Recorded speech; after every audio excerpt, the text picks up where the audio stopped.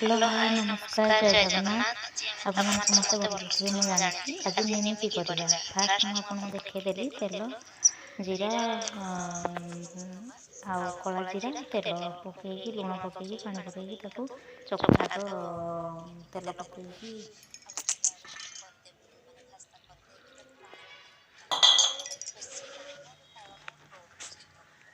ତାପରେ ତାକୁ ଅଧଘଣ୍ଟା ପାଇଁ ରେଷ୍ଟ ଛାଡ଼ିଦେବା।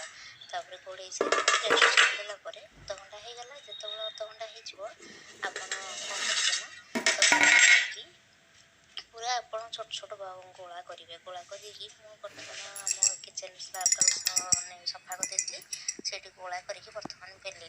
ବେଲିଲା ପରେ କ'ଣ କଲି ନା ତାକୁ 4 ଭାଗ କରି ପୁରା କରିବେ। ଚଉତି ଦେଇକି ଟିକେ ଏପଟ ସେପଟ ପ୍ରେସ୍ କରିଦେଇକି ଆପଣ ଦେଖିବେ ଯେ କେମିତି ଆଉ ତାକୁ ବେଲିବେନି, ଏତିକି କରିବେ। ଗୋଟେ କଣ୍ଟା ଚାମଚ ବା ଚାଉମିନ ଚାମଚ ଆଣିକି ତାକୁ ଟିକେ ମଝିରେ ମଝିରେ ଡିପ୍ ଡିପ୍ କରିଦେବେ, ସେ ଯେମିତି ଫୁଲିବନି।